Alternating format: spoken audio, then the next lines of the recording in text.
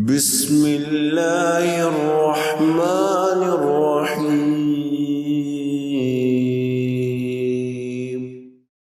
نحمده ونصلي على رسوله الكريم اعوذ باللہ من الشیطان الرجیم بسم اللہ الرحمن الرحیم رب اشرح لي صدری ویسر لي امری واحلل عقدۃ من لسانی یفقہوا قولی۔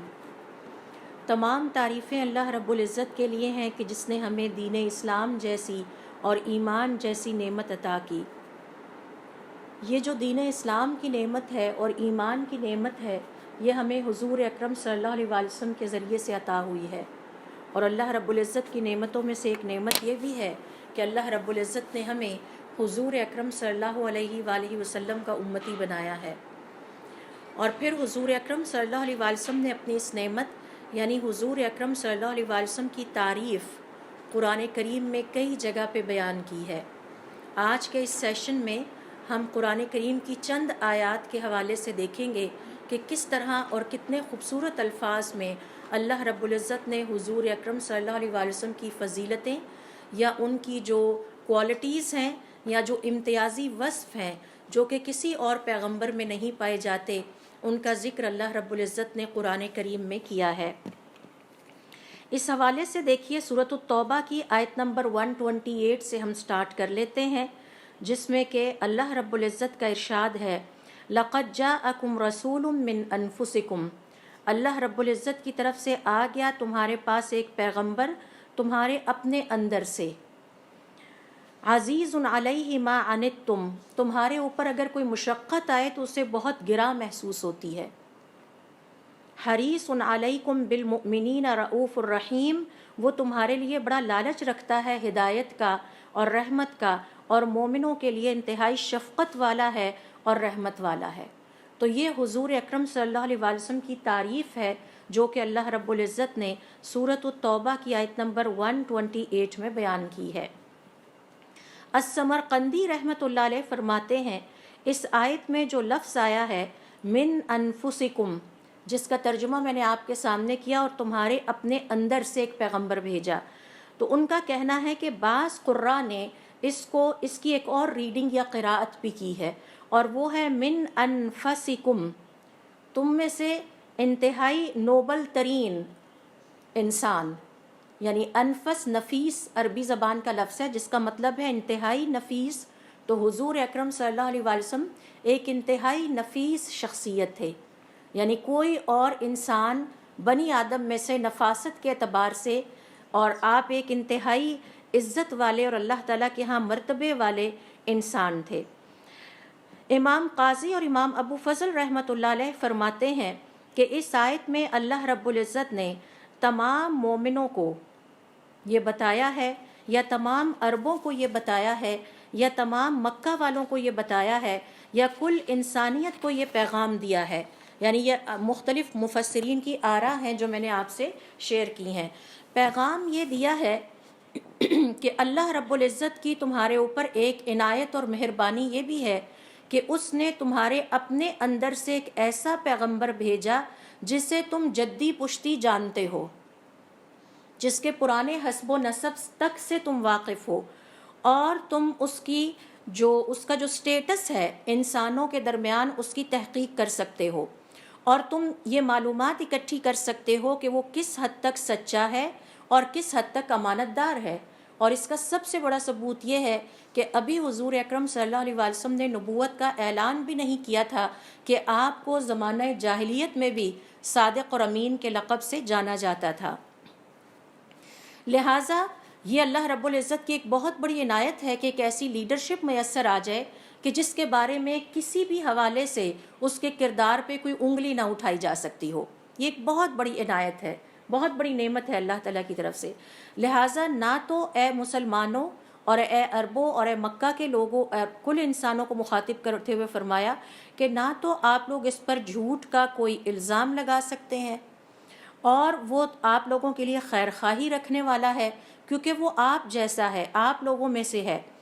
اور اس حوالے سے جب ہم پیچھے تاریخ پڑھتے ہیں، حضور اکرم صلی اللہ علیہ وسلم کی سیرت طیبہ کا مطالعہ کرتے ہیں، تو پتہ یہ چلتا ہے کہ اس وقت کے جو جتنے بھی عرب قبائل تھے، حضور اکرم صلی اللہ علیہ وسلم کا کسی نہ کسی حوالے سے ان عرب قبائل سے کوئی نہ کوئی رشتہ تھا، کوئی نہ کوئی تعلق تھا۔ مثال کے طور پر کسی قبیلے میں آپ کی شادی ہوئی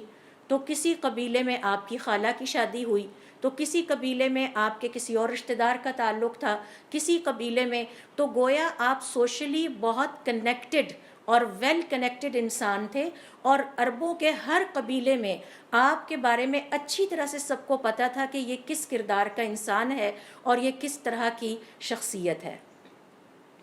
اگر کسی نے آپ کے بارے میں کوئی بات کہی بھی تو وہ محض ضد اور انا میں تھی، یعنی اس قدر اچھے طریقے سے حضور اکرم صلی اللہ علیہ وسلم کو سب جانتے تھے، ایک ایسی شخصیت کہ جس کا ہر اس وقت کے عرب قبیلے کے ساتھ کوئی نہ کوئی تعلق ضرور تھا، کوئی نہ کوئی رشتہ داری ضرور تھی۔ اور آپ کو پتہ ہے کہ عربوں کے ہاں جب شادیاں کی جاتی ہیں تو ان کی جو پرائرٹیز ہیں وہ ہمارے ہاں جو شادیاں کی جاتی ہیں ان پرائرٹیز سے مختلف ہوتی ہیں۔ ہم اور انداز سے شادیاں کرتے ہیں، ان کے ہاں یہ سوچ ہوتی ہے کہ یہ خاندان مشہور ہے، نوبل فیملی ہے۔ نوبل کا مطلب ہے معزز لوگ ہیں۔ معزز کیسے ہیں؟ یا تو یہ کہ بہت علم والے ہیں، خیر والے ہیں، ان کی ریپیوٹ اور شہرت گھر سے باہر بہت اچھی ہے، لہٰذا ہم نے اس خاندان کے ساتھ تعلق قائم کرنا ہے اور ضرور ہم نے یہاں پر جو ہے وہ کوئی رشتہ کرنا ہے اس فیملی میں، تاکہ یہ ایک اسٹرینتھ ہوتی ہے ایک خاندان کی جب وہ دوسرے خاندان کے ساتھ اس بنا پر جڑتا ہے، اس بنا پہ کنیکٹڈ ہوتا ہے کہ ان کی شہرت بہت اچھی ہے، اور پھر وہ فخر سے ہر جگہ بتا سکتے ہیں کہ ہمارے بچے یا بچی کی شادی اس فیملی میں ہوئی ہے، یا ہماری خالہ یا ہمارے چچا یا ہمارے ماموں کا تعلق فلاں خاندان سے ہے، وہ خاندان بھی ہمارا جو ہے رشتہ دار ہے۔ تو حضور اکرم صلی اللہ علیہ وسلم کی شخصیت میں جو خوبی پائی جاتی تھی وہ یہ کہ آپ صلی اللہ علیہ وسلم کا تقریباً ہر عرب قبیلے کے ساتھ کوئی نہ کوئی رشتہ بنتا تھا۔ پھر اسی طرح سے دیکھیے ابن عباس کہتے ہیں کہ یہ جو اللہ رب العزت کا فرمان ہے سورۃ الشورى کی آیت نمبر 23 میں، اِلَّا الْمَوَدَّةَ فِي الْقُرْبَى قُلْ لَا أَسْأَلُكُمْ عَلَيْهِ أَجْرًا، اے محمد صلی اللہ علیہ وسلم ان سے کہہ دیجئے یہ جو میں آپ تک اللہ رب العزت کا پیغام پہنچاتا ہوں میں اس پر آپ سے کسی اجر کا مطالبہ نہیں کرتا، ہاں میں صرف اتنا کہتا ہوں کہ آپ قرابت داری کا لحاظ کر لیجئے۔ تو یہ دراصل وہی قرابت داری ہے کہ آپ کا عرب قبیلوں کے ساتھ کوئی نہ کوئی کسی نہ کسی شکل میں ہر قبیلے کے ساتھ تعلق تھا۔ مثال کے طور پر حضرت عمر رضی اللہ تعالیٰ عنہ فرماتے ہیں کہ میری خالائیں بنو خزیمہ سے تعلق رکھتی تھیں۔ اب اس کا مطلب ہے کہ ایک قبیلے کے مرد نے نکل کے بنو خزیمہ میں شادی کی اور وہاں سے خاتون آئیں تو حضرت عمر رضی اللہ تعالیٰ عنہ کی وہ خالائیں ہوئی۔ حضور اکرم صلی اللہ علیہ وسلم کو یہ شرف حاصل تھا کہ آپ کا تمام عرب قبائل سے کسی نہ کسی شکل میں رشتہ داری تھی اور تعلق تھا۔ اسی تعلق کا واسطہ دیتے ہوئے، اسی تعلق کی یاد دہانی کرتے ہوئے آپ نے فرمایا، اللہ رب العزت آپ سے کہہ رہے ہیں کہ آپ ان سے کہیے میں آپ سے کسی اجر کا مطالبہ نہیں کرتا کہ میں آپ لوگوں کے لیے ایک بھلائی کا کام کر رہا ہوں، ہاں میں اتنا ضرور کہتا ہوں اس قرابت داری کو تو یاد کر لیں جو میرے اور آپ کے درمیان ہے، اس رشتے کو تو ذرا یاد کر لیں اور اس کا یہ خیال کر لیں جو میرے اور آپ کے درمیان ہے، اور میرے ساتھ اتنی دشمنی کا اظہار نہ کیا جائے۔ تو آپ صلی اللہ علیہ وسلم تمام عرب قبائل میں سے معزز ترین انسان تھے، انتہائی اعلیٰ کردار کے مالک تھے، افضل ترین انسان تھے، اور اگر ہم انفسکم اگر زبر پڑھیں فا پہ تو اس کا مطلب ہے کہ آپ انتہائی نفیس ترین انسان تھے، بہترین خوبیوں کے مالک تھے۔ اور آپ کی سب سے بڑی خوبی یہ ہے کہ آپ کے اندر خود غرضی قطعاً نہیں تھی، بلکہ آپ انسانیت کی ہدایت کے لیے، انسانیت کی گائیڈنس کے لیے اور ان کے اسلام کے لیے، اور اگر ان پر کوئی مشقت آ جاتی تو اس کے لیے پریشان ہونے لگتے تھے، اور آپ کی ہمیشہ کوشش ہوتی تھی کہ میں مومنوں کے لیے شفقت اور مہربانی کا سلوک ان کے ساتھ کروں۔ تو ظاہر ہے ایک ایسی لیڈرشپ جو مہربان ہو، جو شفیق ہو، اور جو اپنی نفس سے بالا تر ہو کے دوسروں کو فائدہ پہنچانے کے لیے سوچتی ہو، یہ اللہ رب العزت کی ایک بہت بڑی نعمت ہے۔ اور فی زمانہ آج ہم دعا کرتے ہیں کہ اللہ تعالی ہمیں ایسے لوگ عطا کرے کہ جو ہمارے لیے سوچیں اور جو ہمارے لیے غم کھائیں۔ اسی طرح سے بعض مفسرین کا کہنا ہے کہ حضور اکرم صلی اللہ علیہ وسلم کی کمال محبت اور شفقت کا اندازہ اس بات سے لگائیے کہ اللہ رب العزت نے آپ کو اتنا رحم والا انسان بنایا تھا، رحم کرنے والا، کہ اپنے 2 ناموں میں سے 2 نام آپ کو عطا کر دیے، اپنے ناموں میں سے، اسماء الحسنہ میں سے، اور وہ کون سے ہیں؟ رؤوف رحیم۔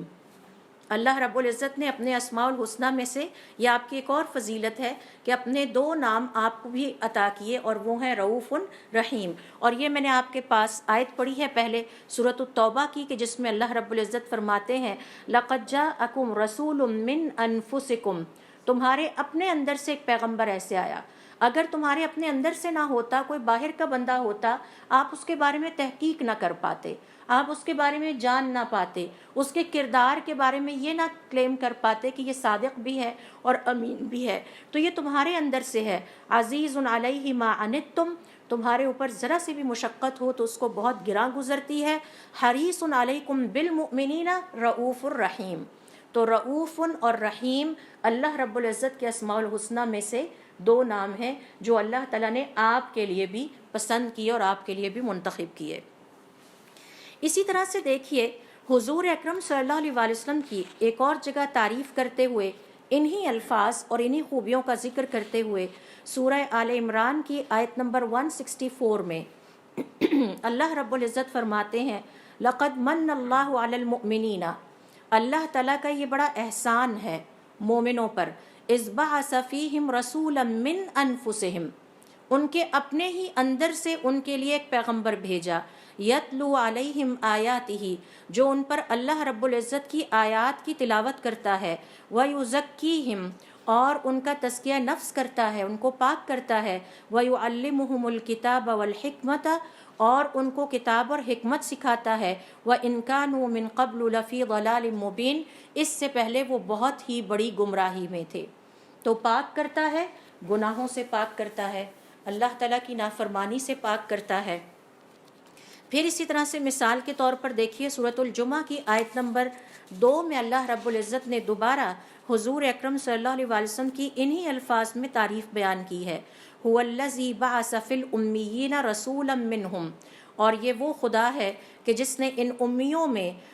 ان کے اندر سے ایک پیغمبر بھیجا، یتلو علیہم آیاتہ، وہ ان پر اپنی آیات کی تلاوت کرتا ہے، ویزکیہم، اور انہیں پاک کرتا ہے، ویعلمہم الکتاب والحکمت، اور انہیں کتاب اور حکمت سکھاتا ہے، وَإِن كَانُوا مِن قَبْلُ لَفِي ضَلَالٍ مُبِينٍ، اگرچہ اس سے پہلے یہ واضح گمراہی میں تھے۔ تو یہ 4 آیات میں نے آپ سے شیئر کی جس میں اللہ رب العزت نے حضور اکرم صلی اللہ علیہ وسلم کے اس امتیازی وصف کو، اس فضیلت کو بار بار بیان کیا ہے اور ہمیں جتایا ہے کہ یہ آپ پر اللہ رب العزت کا بہت بڑا انعام ہے کہ اس نے ہمیں حضور اکرم صلی اللہ علیہ وآلہ وسلم کا امتی بنایا۔ اس کے بعد آتے ہیں اگلی فضیلت کی طرف۔ علی ابن ابی طالب کہتے ہیں کہ حضور اکرم صلی اللہ علیہ وآلہ وسلم کے حوالے سے یہ جو اللہ رب العزت نے فرمایا ہے من انفسکم، اور تم میں سے ایک نفیس ترین اور معزز انسان کو تمہارے لیے پیغمبر بنایا، تو کہتے ہیں اس حوالے سے حضور اکرم صلی اللہ علیہ وآلہ وسلم کا ارشاد ہے میرے حسب و نسب کے حوالے سے اور میرے سسرالی رشتہ داروں کے حوالے سے اللہ رب العزت نے میرے لیے بہترین انسان چنے۔ میرے سسرالی رشتہ دار بھی بہترین انسان تھے۔ حسب نسب پہ بات کر لیجئے، حضور اکرم صلی اللہ علیہ وآلہ وسلم فرماتے ہیں، یا سیرت کے مطالعے سے پتہ چلتا ہے کہ آپ کے والدین اسلام لانے سے قبل بھی بتوں کی پوجا نہیں کرتے تھے، شاندار کوالٹیز کے مالک تھے۔ یہ انہیں پتہ تھا ہمارا معبود ایک ہے اور ہم نے بتوں کی پوجا نہیں کرنی، لیکن یہ نہیں پتہ تھا کہ وہ کون ہے۔ اور یہ گروہ زمانہ جاہلیت میں آپ صلی اللہ علیہ وآلہ وسلم کے اسلام لانے سے قبل حنفاء کا گروہ کہلاتا تھا، جو سیدھے رستے پر قائم تھا، جو حضرت ابراہیم علیہ السلام کی ملت کو پھر بھی فالو کر رہا تھا۔ آپ صلی اللہ علیہ وآلہ وسلم کے والدین نے کبھی شراب نوشی نہیں کی، یعنی زمانہ جاہلیت میں بھی ان کے اندر یہ خوبیاں پائی جاتی تھیں۔ انہیں اللہ رب العزت نے یہ سینس عطا کی تھی کہ وہ اپنے آپ کو ان اخلاقی رذائل سے بچا کر رکھنے والے لوگ تھے۔ انہیں یہ پتہ تھا کہ خیر کیا ہے اور شر کیا ہے، اور ہم نے اپنے آپ کو خیر اور شر سے کیسے بچانا ہے۔ تو یہ تو ہو گیا آپ صلی اللہ علیہ وسلم کا فرمانا کہ حسب و نسب کے اعتبار سے اللہ رب العزت نے مجھے یہ اعزاز عطا کیا کہ مجھے بہترین انسانوں میں پیدا کیا۔ اب آتے ہیں شادی کے جو رشتے ہوتے ہیں، سہرن عربی زبان میں سسرالی رشتہ دار۔ حضرت ابو بکر صدیق رضی اللہ تعالیٰ عنہ کی مثال لے لیجئے۔ حضرت ابو بکر صدیق رضی اللہ تعالیٰ عنہ فرماتے ہیں، میں نے زمانہ جاہلیت میں کبھی شراب نوشی کو ہاتھ نہیں لگایا، میں نے کبھی کسی بت کی عبادت نہیں کی، میں نے کبھی سود نہیں کھایا تھا۔ یعنی مزے کی بات یہ ہے کہ وہ اپنے آپ کو ان تمام اخلاقی رذائل سے بچا کر رکھنے والے انسان تھے، اور زمانہ جاہلیت میں بھی لوگوں کے درمیان اتنے ہی معزز تھے اپنی ذاتی خوبیوں کی وجہ سے، اور جب اسلام لائے تو ان کی عزت میں اور فضیلت میں مزید اضافہ ہوتا چلا گیا۔ اور ظاہر ہے کہ اللہ رب العزت نے انہیں اپنے پیغمبر کا دوست بنانا تھا، تو اللہ رب العزت نے انہیں اپنے پیغمبر کا سسر بنانا تھا۔ اور اکثر لوگ یہ اعتراض کرتے ہیں کہ حضور اکرم صلی اللہ علیہ وسلم کے ساتھ حضرت عائشہ کی اتنی کم سنی میں شادی کیوں کر دی گئی؟ تو یہ ہمارے ہاں چونکہ بر صغیر پاک و ہند کا ایک اپنا مائنڈ سیٹ اور کلچر ہے، ہم اس کلچر سے اور اس مائنڈ سیٹ سے بات کرتے ہیں کہ جس میں ہمارے نزدیک ایج کا ڈفرنس ایک بہت بڑا ڈفرنس ہوتا ہے، جبکہ عربوں کے ہاں خاندانوں میں شادیاں اس لیے کی جاتی ہیں کہ یہ نوبل فیملی ہے، ہمارا بچہ یا بچی ہر حال میں اس فیملی سے جڑنا چاہیے تاکہ ہمارا ان سے تعلق قائم ہو جائے۔ تو یقینی بات ہے کہ حضرت ابو بکر صدیق رضی اللہ تعالیٰ عنہ نے جب فیصلہ کیا کہ میں اپنی کمسن بیٹی کا رشتہ حضور اکرم صلی اللہ علیہ وسلم سے کروں گا، تو انہوں نے عمروں کو نہیں دیکھا، نہ شکلوں کو دیکھا، انہوں نے کردار کو دیکھا، فضیلتوں کو دیکھا، اور وہ یہ چیز جان گئے تھے کہ یہ کس قدر عظیم شخصیت ہے، اگر یہ میرا داماد بنتا ہے تو مجھے ایک اور فضیلت عطا ہو جائے گی۔ ہم تو بہت چھوٹی چھوٹی چیزوں سے انسانوں کو ناپتے ہیں، ہم ان کی عمروں سے جج کرتے ہیں، ان کی اپیرنس سے ان کو جج کرتے ہیں، رنگ کی بات کرتے ہیں، جبکہ عرب جب شادیاں کرتے تھے تو جو ان کے بہترین گھرانے تھے وہ یہ دیکھتے تھے کہ یہ نوبل فیملیز ہیں، معزز لوگ ہیں، ان کی شہرت کیسی رہی ہے اور پیچھے سے شہرت کیسی چلی آ رہی ہے، لہٰذا ہم نے اپنے بچے یا بچی کا رشتہ یہاں ہر حال میں کرنا ہے۔ پھر آپ صلی اللہ علیہ وسلم فرماتے ہیں، لیس فی آبائی من لدن آدم سفاح کلنا نکاح، میرے آباء و اجداد میں کسی بھی پشت میں کسی بھی میرے والدین نے کبھی بھی فحاشی، بے حیائی اور زنا کے قریب نہیں گئے۔ حضرت آدم علیہ السلام سے لے کر مجھ تک سب نے شرعی نکاح کیے اور اولادیں پیدا کی۔ یہ بہت بڑا فخر ہے، یہ بہت بڑا امتیاز ہے جو اللہ رب العزت نے حضور اکرم صلی اللہ علیہ وسلم کو عطا کیا، آپ کی حفاظت فرمائی، اور آپ کے گرد ساتھی بھی ایسے اکٹھے کیے جو انتہائی معزز تھے اور جن کے بارے میں عرب جانتے تھے بہت اچھی طرح کہ یہ بڑے نوبل لوگ ہیں، اور اگر یہ کوئی بات کریں گے تو یقیناً ہمیں ان کی بات کو سننا چاہیے۔ ابن الکلبی اس حوالے سے کہتے ہیں کہ میں نے حضور اکرم صلی اللہ علیہ وسلم کی 500 ماؤں کا ذکر لکھا، شجرہ نسب لکھا، اور عرب شجرہ نسب کی حفاظت آج بھی بڑی کرتے ہیں۔ حضرت ابوبکر صدیق رضی اللہ تعالیٰ عنہ کو اپنے گھوڑوں کے شجرہ نسب پتہ تھے، زبانی یاد تھے، وہ اپنے جانوروں کے بارے میں کہ یہ اصیل خاندان کا جانور ہے کہ نہیں ہے، وہ یہ سارا ریکارڈ مینٹین کرتے تھے۔ تو کہتے ہیں، کتبت لنبی صلی اللہ علیہ وسلم 500 ام، میں نے آپ کی 500 پچھلی پشتوں میں ماؤں کا ذکر لکھا، فما وجدت فیہن سفاحا، ان میں سے میں نے کسی کو بھی برے کردار کی عورت نہیں پایا، ولا شیئا مما کان علیہ الجاہلیت، نہ ہی ان خواتین کے اندر جاہلیت جیسی کوئی چیز پائی جاتی تھی، بے پردگی پائی جاتی ہو، فحاشی پائی جاتی ہو، بے حیائی پائی جاتی ہو، عریانی پائی جاتی ہو، نہیں، تمام کی تمام پاکیزہ خواتین تھی۔ اور اس سے ہمیں پتہ چلتا ہے کہ ہماری نسل کو آگے بڑھانے والی جو خاتون ہیں اس کے اندر کیسی آئیڈیل کوالٹیز ہونی چاہیے۔ یہ وہ سٹینڈرڈز ہیں جو حضور اکرم صلی اللہ علیہ وسلم نے اور آپ کے ساتھیوں صحابہ کرام رضوان اللہ علیہ مجمعین نے ہمارے لیے سیٹ کیے ہیں۔ اسی طرح سے دیکھیے اگلی فضیلت اور تعریف جو اللہ رب العزت نے قرآن کریم میں بیان کی ہے اور جس کو مفسرین ہمارے لیے پھر جس کی تشریح کرتے ہیں، وہ یہ ہے کہ ابن عباس رضی اللہ تعالیٰ عنہ فرماتے ہیں، یہ جو سورۃ الشعراء کی آیت نمبر 219 ہے جس میں اللہ رب العزت فرماتے ہیں وَتَقَلُّبُكَ فِي السَّاجِدِينَ،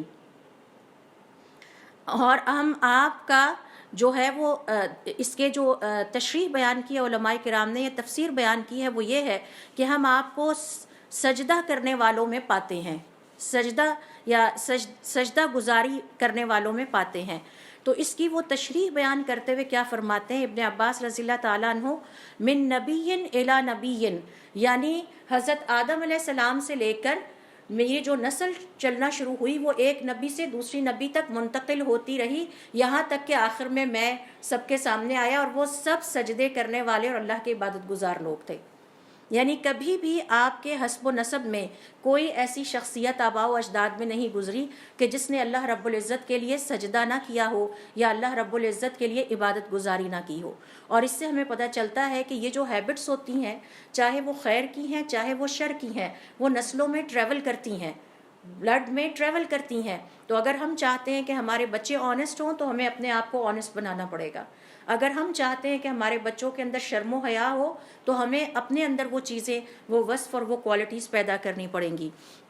تو ابن عباس رضی اللہ تعالیٰ عنہ کہتے ہیں کہ اس سے مراد یہ ہے کہ آپ صلی اللہ علیہ وسلم ایک نبی سے دوسری نبی تک پشت در پشت منتقل ہوتے رہے، یہاں تک کہ اللہ رب العزت نے آپ کو بھی نبی بنا کر سب کے لیے نکالا۔ جعفر ابن محمد کہتے ہیں کہ اللہ رب العزت نے،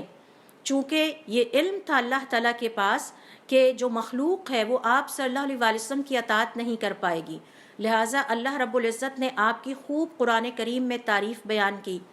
تاکہ اللہ تعالیٰ کی مخلوق کو یہ پتہ چل جائے کہ حضور اکرم صلی اللہ علیہ وسلم ان کے پاس اللہ رب العزت کی کس قدر عظیم نعمت ہے۔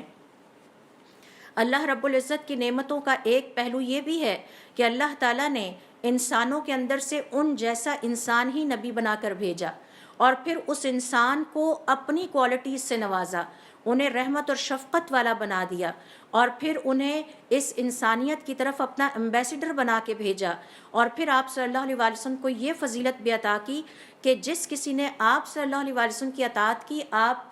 اللہ تعالیٰ نے اسے اپنی اطاعت بنا دیا۔ یعنی جو حضور اکرم صلی اللہ علیہ وسلم کی اطاعت کرے گا وہ دراصل اللہ تعالیٰ کی اطاعت ہوتی ہے، اور جو آپ کے طور طریقے پر چلے گا وہ گویا اللہ تعالیٰ کے طور طریقے پر چلتا ہے۔ اور اس کے لیے دیکھیے سورۃ النساء کی آیت نمبر 80، من یطع الرسول فقد اطاع اللہ، اور جس نے پیغمبر کی اپنی زندگی میں پیروی کر لی، پیغمبر کے طور طریقے اختیار کر لیے، تو گویا اس نے اللہ رب العزت کی پیروی کر لی اور اللہ تعالیٰ کے راستے پر چل پڑا۔ اسی طرح سے اللہ رب العزت کا ارشاد ہے سورۃ الانبیاء کی آیت نمبر 107 میں، وَمَا أَرْسَلْنَاكَ إِلَّا رَحْمَةً لِّلْعَالَمِينَ، ہم نے آپ کو دنیا والوں کے لیے سراسر رحمت ہی بنا کے بھیجا ہے۔ یعنی آپ 100% اپنی ذات سے بالا تر ہو کے ہمیشہ آپ نے اپنی زندگی انسانیت کی خدمت کے لیے، انسانیت کی ہدایت کے لیے اور انسانیت کی نجات کے لیے گزاری۔ یہ ہے ان الفاظ کا مطلب کہ آپ سراسر اللہ رب العزت کی طرف سے رحمت ہیں۔ ابو بکر ابن طاہر اس حوالے سے کہتے ہیں کہ اللہ رب العزت نے حضور اکرم صلی اللہ علیہ وسلم کو رحمت کی زیورات سے سجایا۔ یعنی آپ کی جو پرسنالٹی کا ایک پرومیننٹ فیچر ہے وہ یہ کہ آپ نبی رحمت تھے، لہٰذا آپ صلی اللہ علیہ وسلم کی جتنی بھی خوبیاں ہیں ان سب میں اپنی اللہ رب العزت کی مخلوق کے لیے رحمت جھلکتی ہے۔ اور جس کسی کو حضور اکرم صلی اللہ علیہ وسلم کی یہ رحمت عطا ہو جائے وہ دنیا اور آخرت میں کامیاب ہو جائے گا اور ہر ناپسندیدہ اور ناگوار مشکل سے اور مقام سے بچ جائے گا۔ اس حوالے سے کعب اور ابن جبیر کہتے ہیں کہ یہ جو ایک اور فضیلت بیان کرتے ہوئے کہ اللہ رب العزت نے قرآن کریم میں حضور اکرم صلی اللہ علیہ وسلم کی تعریف بیان کرتے ہوئے فرمایا ہے کہ وَمَا أَرْسَلْنَاكَ إِلَّا رَحْمَةً لِّلْعَالَمِينَ، ہم نے آپ کو دنیا جہان کے لیے سراسر رحمت بنا کے بھیجا۔ اس سے مراد یہ ہے کہ آپ کی زندگی بھی رحمت تھی اور آپ کا انتقال بھی رحمت تھا۔ یعنی آپ صلی اللہ علیہ وسلم کے انتقال میں بھی ہم امتیوں کے لیے رحمت کے پہلو پائے جاتے ہیں۔ وہ کیسے ہیں؟ آپ صلی اللہ علیہ وسلم کا اس حوالے سے ارشاد ہے، حیاتی خیر لکم، میری زندگی تم سب کے لیے خیر ہے، وموتی خیر لکم، اور میرا مرنا بھی تمہارے لیے خیر ہے۔ کیسے؟ آپ صلی اللہ علیہ وسلم نے اس کی تشریح ایک اور حدیث میں بیان کرتے ہوئے فرمایا، اذا اراد اللہ رحمتا بامت، جب اللہ تعالیٰ کسی امت کے لیے رحمت اور شفقت کا فیصلہ کر لیتے ہیں، اور مہربانی کا فیصلہ کر لیتے ہیں، قبض نبیہا قبلہا، تو اللہ تعالیٰ اس امت سے پہلے اس کے پیغمبر کو اٹھا لیتے ہیں، اس پیغمبر کا انتقال ہو جاتا ہے، فجعلہ لہا فرطا وسلفا، اور اللہ تعالیٰ اس پیغمبر کو اپنی امت کا آخرت کی زندگی میں استقبال کرنے والا اور ان کے لیے آخرت کی زندگی کی آسائشوں کو تیار کرنے والا بنا دیتے ہیں۔ اس کی مزید تشریح یہاں میں آپ سے شیئر کروں گی۔ علماء کرام اس حوالے سے کہتے ہیں کہ یہ جو آپ صلی اللہ علیہ وسلم کا ارشاد ہے کہ اللہ رب العزت جب کسی امت کے لیے خیر چاہتے ہیں تو اس امت کے پیغمبر کو پہلے اٹھا لیتے ہیں اور امت بعد میں انتقال کرتی ہے، اس کا فائدہ یہ ہے کہ یہ پیغمبر جنت میں جا کے اپنی امت کے استقبال کی تیاریاں کرتا ہے اور پھر یہ اپنی امت کے لیے سفارش کرنے والا ہوتا ہے۔ بہت ساری ایسی قومیں ہیں اور بہت سارے ایسے پیغمبر ہیں جن کو یہ رتبے آخرت کی زندگی میں عطا نہیں کیے جائیں گے۔ یہاں لفظ فرد سے مراد یہ ہے کہ یہ وہ شخص ہے، یعنی وہ پیغمبر ہے کہ جو سب سے پہلے وہاں پہنچے گا تاکہ وہ اپنی امت کے لیے بہترین استقبال کر سکے اور ان کی بہترین مہمان نوازی کے لیے تیاری کر سکے، اور پھر اسے قیامت والے دن امت کی شفاعت کے لیے بھی کہا جائے گا کہ سفارش کریں اپنی امت کی۔ ایک اور حدیث میں آپ صلی اللہ علیہ وسلم فرماتے ہیں، میں تم سے پہلے حوض پر پہنچوں گا تاکہ میں تمہیں پانی پلا کر سیراب کر سکوں۔ تو یہ بھی امت مسلمہ کا ایک اعزاز ہے اور حضور اکرم صلی اللہ علیہ وسلم کے انتقال میں امت کے لیے ایک رحمت ہے۔ پھر اسی طرح سے فرمایا کہ جب اللہ رب العزت کسی امت کی ہلاکت کا فیصلہ کر لیتے ہیں تو اللہ تعالیٰ اس امت کو اس نبی کی موجودگی میں، جب کہ وہ نبی زندہ ہوتا ہے، اس کی آنکھوں کے سامنے عذاب میں مبتلا کر کے امت کو ختم کر دیتے ہیں۔ تو اگر امت پہلے ختم ہوتی ہے تو اس کا مطلب ہے کہ یہ قوم ہلاکت اور تباہی والی ہے، اور اگر نبی کو پہلے اٹھا لیا جاتا ہے اور امت بعد میں انتقال کرتی ہے تو اس کا مطلب ہے کہ یہ نبی جا کر اپنی امت کے لیے وہاں تیاری کریں گے، استقبال کریں گے، ان کی مہمان نوازی کے لیے جگہ کو سیٹ کریں گے اور قیامت والے دن ان کے لیے سفارش کریں گے۔ تو آپ کے انتقال میں بھی امت کے لیے خیر کا یہ پہلو پایا جاتا ہے۔ تو جب اللہ رب العزت کسی امت کے لیے عذاب کا فیصلہ کر لیتے ہیں تو نبی کو زندہ رکھتے ہیں اور نبی یا پیغمبر کی آنکھوں کے سامنے اس امت کو عذاب میں مبتلا کرتے ہیں۔ فَأَهْلَكَهَا، پھر اللہ تعالیٰ اس قوم کو ہلاک کر دیتے ہیں، وَهُوَ حَيٌّ يَنظُرُ، جبکہ پیغمبر زندہ ہوتا ہے اور اپنی آنکھوں سے اپنی امت کو ہلاک ہوتے دیکھتا ہے، جیسا کہ حضرت نوح علیہ السلام کے ساتھ ہوا تھا۔ انہوں نے اپنی آنکھوں سے اپنی امت کو ہلاک ہوتے دیکھا۔ تو آپ دیکھیے کہ یہ حضور اکرم صلی اللہ علیہ وسلم کا جو فرمان ہے کہ میری زندگی بھی تمہارے لیے خیر ہے اور میری موت میں بھی تمہارے لیے شفقت اور مہربانی اور خیر کا پہلو پایا جاتا ہے، اس کی مزید ڈیٹیل کے ساتھ تفصیل جو ہے وہ کچھ اس طرح سے ہے۔ یہی وجہ ہے کہ آپ صلی اللہ علیہ وسلم کے بارے میں اللہ تعالیٰ قرآن کریم میں فرماتے ہیں، وَمَا أَرْسَلْنَاكَ إِلَّا رَحْمَةً لِّلْعَالَمِينَ، ہم نے آپ کو اس پوری کائنات کے لیے رحمت بنا کے بھیجا، صرف امت ہی کے لیے نہیں۔ اب یہ جو امت ہی کے لیے نہیں بلکہ پوری کائنات کے لیے بنا کے بھیجا، اس کی بھی تفصیلات ہیں، اور مفسرین کے مطابق جو میں نے مختلف تفاسیر سے اکٹھی کی آراء دیکھ لیتے ہیں۔ السمرقندی رحمۃ اللہ علیہ فرماتے ہیں کہ اس کا مطلب یہ ہے کہ جنوں اور انسانوں کے لیے آپ رحمت کا باعث تھے۔ اسی طرح سے مفسرین کا کہنا ہے کہ تمام اللہ کی کل مخلوقات کے لیے آپ رحمت کا باعث بنے، اللہ رب العزت کی کل مخلوقات کے لیے آپ رحمت کا باعث بنے۔ یہی وجہ ہے کہ آپ کے بارے میں فرمایا رحمت للعالمین، پوری کائنات۔ آئیے دیکھتے ہیں پوری کائنات کیسے۔ للمؤمن رحمت بالہدایہ، مومن کے لیے آپ رحمت کا باعث بنے کیونکہ اسے ہدایت عطا ہوئی۔ ورحمت للمنافق، اور منافق کے لیے بھی آپ رحمت کا باعث بنے کیونکہ وہ قتل سے اور مارے جانے سے بچ گیا۔ اور پھر کافر کے لیے بھی رحمت کا باعث بنے، اسے اس طرح کا عذاب نہیں آیا جس طرح کا حضرت نوح علیہ السلام کی قوم پہ آیا تھا۔ تو آپ صلی اللہ علیہ وسلم سب ہی کے لیے رحمت کا باعث تھے، جانوروں کے لیے بھی رحمت کا باعث تھے، نباتات کے لیے بھی رحمت کا باعث تھے، اور کل انسانیت کے لیے رحمت کا باعث تھے۔ تو جیسے میں نے آپ سے ابھی شیئر کیا کہ جب اللہ رب العزت کسی امت کے لیے خیر کا ارادہ رکھتے ہیں تو اس کے نبی کو پہلے اٹھاتے ہیں، اور وہ نبی جا کے آخرت کی زندگی میں اپنی امت کے لیے تیاری کرتا ہے، ان کے استقبال کے لیے تیاری کرتا ہے، ان کے لیے جنت میں ٹھکانے بنواتا ہے، اور قیامت والے دن اسے سفارش کا حق دیا جائے گا۔ جبکہ وہ امتیں جو اپنے انبیاء کی آنکھوں کے سامنے ہلاک کر دی گئیں اور ان کے انبیاء زندہ رہ گئے، وہ ظاہر ہے کہ اس خیر سے محروم رہ گئیں، اور یہ اعزاز بھی اللہ رب العزت نے آپ صلی اللہ علیہ وسلم کو عطا کیا ہے اور آپ کی امت کو عطا کیا ہے۔ ابن عباس رضی اللہ تعالیٰ عنہما اس حوالے سے فرماتے ہیں کہ آپ صلی اللہ علیہ وسلم کی شخصیت مومنوں کے لیے بھی رحمت ہے اور کافروں کے لیے بھی رحمت ہے، اس لیے کہ یہ کفار بھی پچھلی جھٹلائی جانے والی امتوں والی تباہی اور ہلاکت سے دوچار نہیں ہوئے۔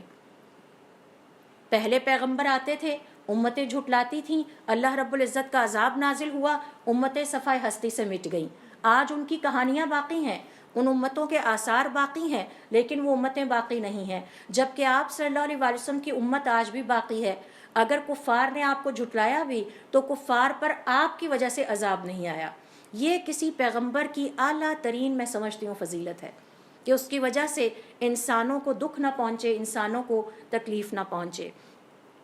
پھر اسی طرح سے دیکھیے کہ ایک اور روایت میں آتا ہے، اور مفسرین نے اس کو بیان کیا ہے کہ حضور اکرم صلی اللہ علیہ وسلم نے حضرت جبرائیل علیہ السلام سے ایک سوال کیا، هل اصابک من هذه الرحمت شیء؟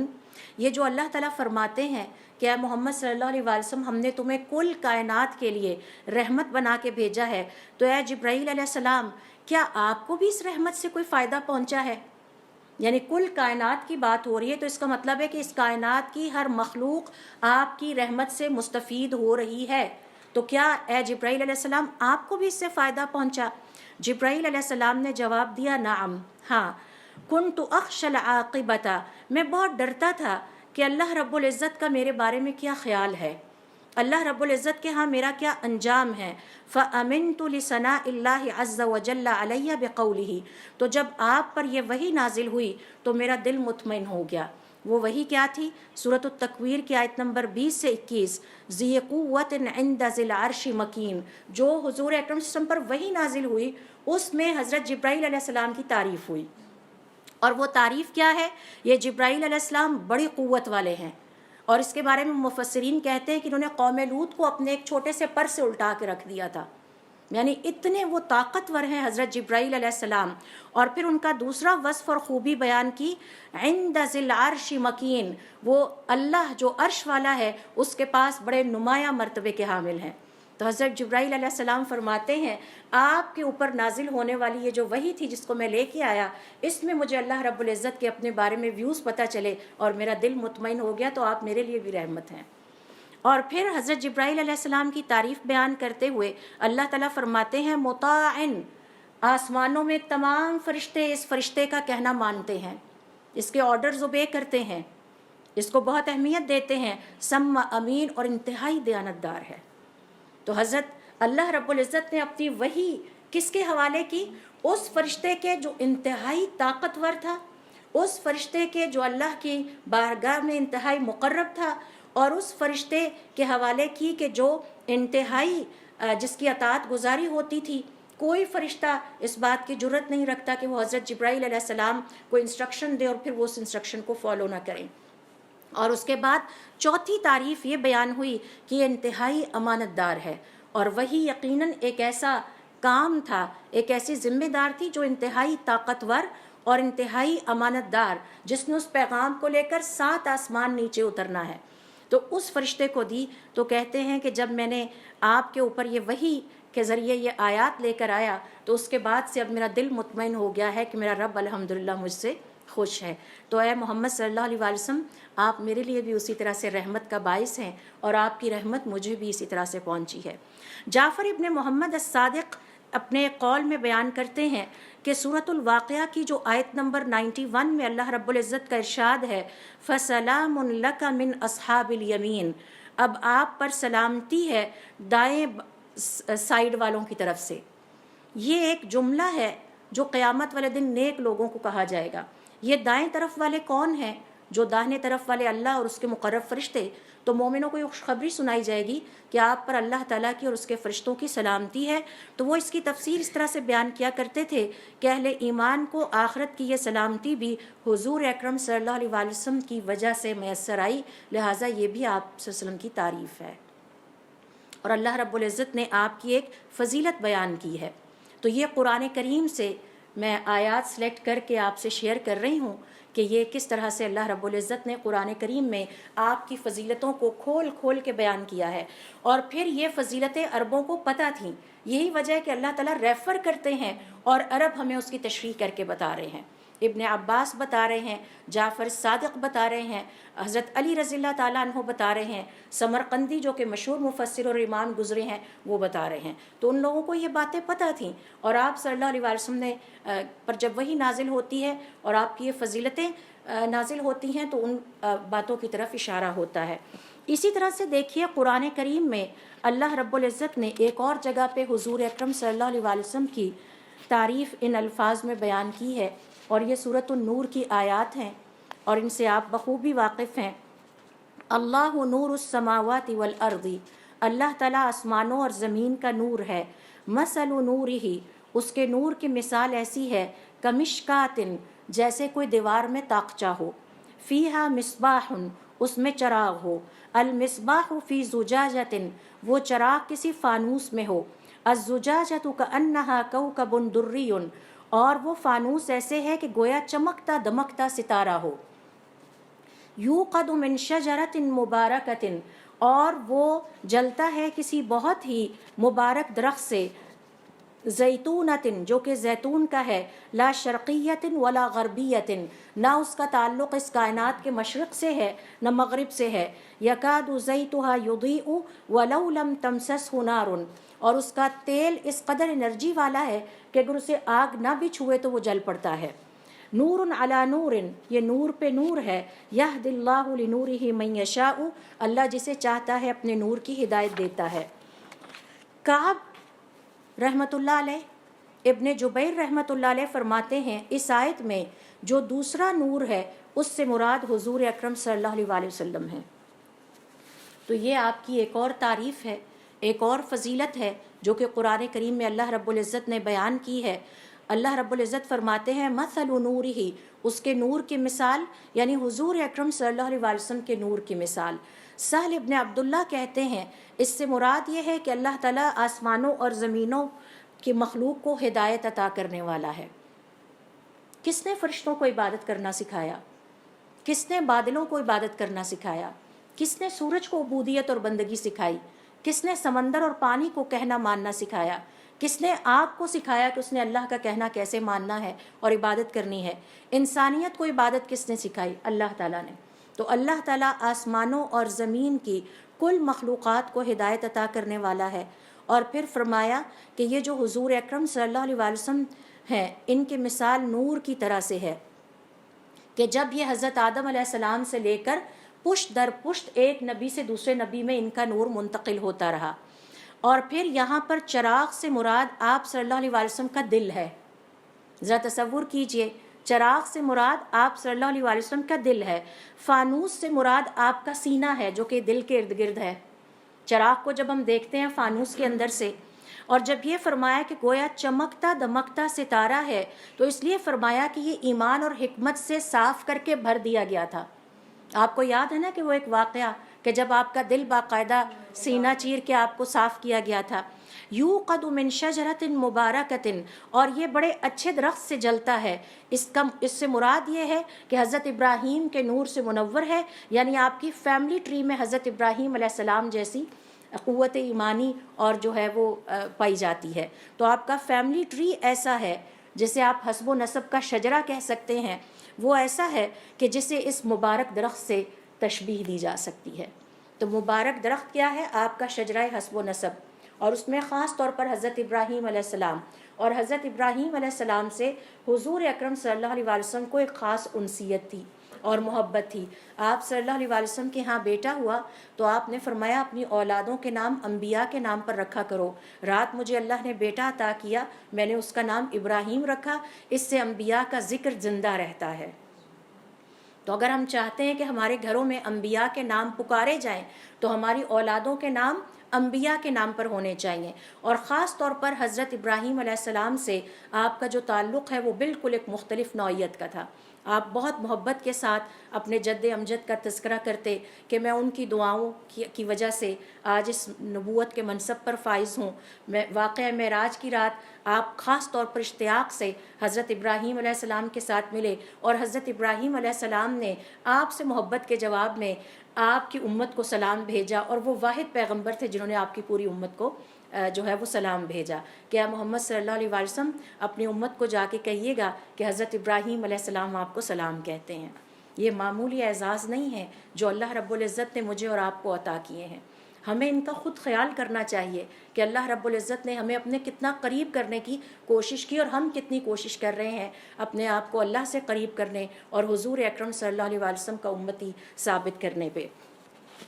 پھر یہ جو فرمایا کہ آیت میں آیا ہے کہ اس کا تیل اتنا پیور اور صاف ہے کہ آگ نہ بھی ہو تو یہ جل اٹھتا ہے، یہ دراصل حضور اکرم صلی اللہ علیہ وسلم کی نبوت ہے، جو کہ آپ کے نبوت پر فائز ہونے سے پہلے ہی آپ کے کردار میں ظاہر ہونے لگ گئی تھی۔ یعنی اتنی پیورٹی تھی، اتنی صاف اور شفاف آپ کی شخصیت تھی کہ ابھی آپ نبی نہیں بنے اور اللہ کی مخلوق آپ کو صادق اور امین کہنا شروع ہو گئی تھی۔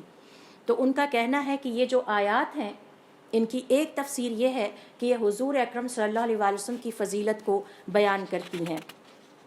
اللہ رب العزت نے قرآن کریم میں کئی جگہوں پہ آپ کو نور کہا ہے اور سراجم منیرہ کہا ہے۔ مثال کے طور پر دیکھیے سورۃ المائدہ کی آیت نمبر 15، جس میں اللہ رب العزت فرماتے ہیں قد جاءکم من اللہ نور، تم لوگوں کے پاس اللہ تعالیٰ کی طرف سے نور آ گیا ہے، یعنی حضور اکرم صلی اللہ علیہ وسلم، وہ کتاب مبین، اور یہ واضح کتاب ہے۔ پھر اسی طرح سے ایک اور جگہ پہ قرآن کریم میں تعریف بیان کرتے ہوئے فرمایا الم نشرح لک صدرک،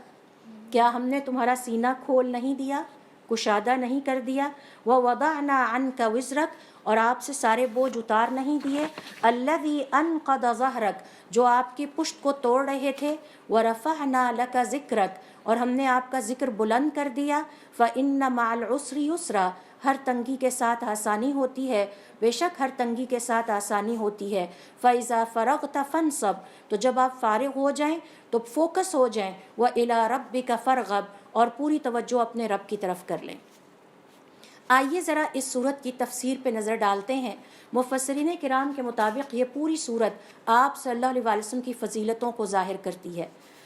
یہاں پر جو فرمایا کہ آپ کے سینے کو کھول نہیں دیا، ابن عباس رضی اللہ تعالیٰ عنہ کہتے ہیں اس سے مراد یہ ہے کہ آپ کے سینے کو اسلام کے ذریعے سے کشادہ کر دیا۔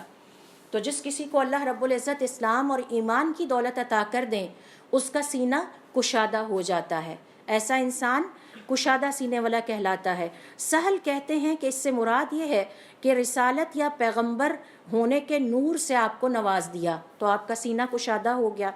حسن کہتے ہیں کہ آپ کو حکمت اور علم عطا کیا، اور یہ سب کچھ اللہ رب العزت نے آپ کو عطا کیا تو آپ کے سینے کو کشادہ کر دیا۔ اور پھر کہا کہ اس کا مطلب یہ ہے کہ کیا ہم نے آپ کے دل کو پاکیزہ نہیں کیا تاکہ آپ کو وسوسے تنگ نہ کریں۔ اللہ رب العزت نے شیطانی وسوسوں سے آپ کو بچا لیا۔ وَوَضَعْنَا عَنْكَ وِزْرَكَ، اور آپ سے وہ بوجھ اتار دیے جو آپ کی پشت کو توڑ رہے تھے۔ مفسرین کرام کا یہ کہنا ہے کہ اس کا مطلب یہ ہے کہ زمانہ جاہلیت میں جو کوئی بھی لغزشیں اگر کوئی آپ سے ہوئیں وہ ساری معاف کر دیں، کیونکہ انسان کے دل میں خیال تو آتا ہے کاش یہ سب کچھ مجھے پہلے ملا ہوتا تو میری زندگی کا وہ وقت ضائع نہ ہوتا، تو اللہ رب العزت نے وہ بھی سب کچھ معاف کر دیا۔ اور پھر اسی طرح سے فرمایا عصمنا کا، یعنی ہم نے آپ کو بچا لیا، اور اگر ہم نہ بچاتے تو آپ سے گناہوں کا ارتکاب ہو جاتا اور یہ گناہ آپ کی پشت کو توڑ کر رکھ دیتے۔ وَرَفَعْنَا لَكَ ذِكْرَكَ، اور ہم نے آپ کے ذکر کو بلند کیا۔ یحییٰ ابن آدم رحمۃ اللہ علیہ فرماتے ہیں نبوت کے ذریعے، یعنی آپ کو نبی بنایا اور آپ کا ذکر پوری دنیا میں پھیل گیا۔ اور کہتے ہیں کہ اس کا مطلب یہ ہے کہ اللہ رب العزت نے فرمایا اے محمد جہاں میرا ذکر ہوگا وہاں تمہارا ذکر ہوگا، کیونکہ ہر کوئی کہتا ہے لا الہ الا اللہ محمد الرسول اللہ۔ اور پھر فرمایا کہ میرا تمہارے ذکر کیے بغیر میرا ذکر مکمل نہیں ہوگا، لا الہ الا اللہ محمد الرسول اللہ۔ حتیٰ کہ اذان میں بھی اللہ کا ذکر ہوتا ہے تو ساتھ حضور اکرم صلی اللہ علیہ وسلم کا ذکر ہوتا ہے۔ ابو الفضل رحمۃ اللہ علیہ فرماتے ہیں اس سے یہ پتہ چلتا ہے کہ اللہ رب العزت نے حضور اکرم صلی اللہ علیہ وسلم کے لیے یہ تمام مرتبے اور یہ تمام فضیلتوں کا انتخاب کیا۔ اللہ تعالیٰ نے دنیا اور آخرت میں آپ کے ذکر کو بلند کیا۔ آج کوئی خطیب ایسا نہیں ہے، کوئی خطبہ ایسا دینے والا نہیں ہے، کوئی تشہد بیٹھنے والا ایسا نہیں ہے، کوئی نماز پڑھنے والا ایسا نہیں ہے جو یہ کلمات کہے بغیر اپنا کلام یا نماز مکمل کر لے، اشہد ان لا الہ الا اللہ وان محمد الرسول اللہ۔ تو جہاں اللہ تعالیٰ کا ذکر ہوتا ہے وہیں حضور اکرم صلی اللہ علیہ وسلم کا ذکر ہوتا ہے۔ دن میں 5 دفعہ اذان کی آواز بلند ہوتی ہے، دونوں کا ذکر ساتھ ہوتا ہے اور دنیا بھر میں ہوتا ہے۔ ہر مسلمان اپنی نماز میں دن میں 5 دفعہ کئی رکعتوں میں یہ کلمات ضرور دہراتا ہے اور یہ آپ صلی اللہ علیہ وسلم کا ذکر بلند کرنے کے مترادف ہے۔ قتادہ رحمۃ اللہ علیہ اس حوالے سے کہتے ہیں کہ ابو سعید الخدری رضی اللہ تعالیٰ عنہ کہتے ہیں کہ حضور اکرم صلی اللہ علیہ وسلم کے پاس حضرت جبرائیل علیہ السلام آئے تو میں نے حضرت جبرائیل علیہ السلام سے پوچھا کہ میرا رب اور تیرا رب ایک بات کہتا ہے۔ کیا جبرائیل علیہ السلام میرے رب اور آپ کے رب نے ایک بات کہی ہے، اور وہ یہ کہ میں نے اے محمد صلی اللہ علیہ وسلم آپ کا ذکر بلند کر دیا ہے، تو یہ کیسے ہے؟ تو جبرائیل علیہ السلام نے فرمایا کہ آپ کے رب کا ارشاد ہے جہاں میرا ذکر ہوگا وہاں آپ کا ذکر بھی ضرور ہوگا۔ تو یہ فرض ہے ایک طرح سے کہ فرض کر دیا اللہ تعالیٰ نے انسانوں پر کہ جب بھی اللہ کا ذکر کریں تو ساتھ میں حضور اکرم صلی اللہ علیہ وسلم کا ذکر بھی کیا جائے۔ تو اس کے علاوہ بھی ابھی فضیلتیں بہت ساری ہیں۔ حضور اکرم صلی اللہ علیہ وسلم کی شخصیت اس قدر خوبصورت اور اس قدر حسین شخصیت ہے کہ اگر اس کے بارے میں بات کی جائے تو یہ گفتگو ختم نہیں ہوتی، لیکن آج کے وقت کو سامنے رکھتے ہوئے میں اس گفتگو کو ختم کرتی ہوں اور میں آپ سے یہ بھی شیئر کرنا چاہتی ہوں کہ یہ جو میں نے آپ کے سامنے آیات رکھیں اور ان کی تفاسیر رکھیں، مختلف تفاسیر کے علاوہ ایک ہمارے بہت بڑے عالم گزرے ہیں، ہمیں ان کے ناموں کا پتہ ہونا چاہیے، علامہ القاضی ابو الفضل ابن ایاز ابن موسیٰ، جنہوں نے یہ کتاب لکھی تقریباً 6 صدی ہجری میں، اور کتاب کا نام عربی زبان میں ہے الشفا بتعریف حقوق المصطفیٰ،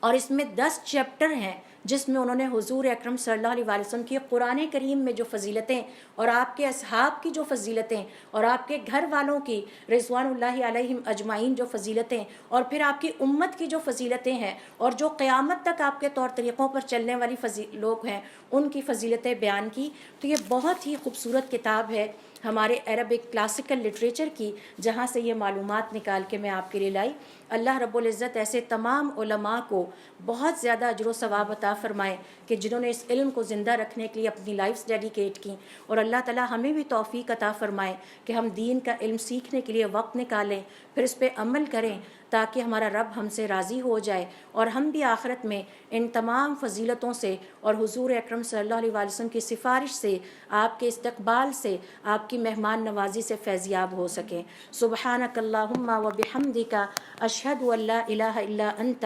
استغفرک و اتوب الیک۔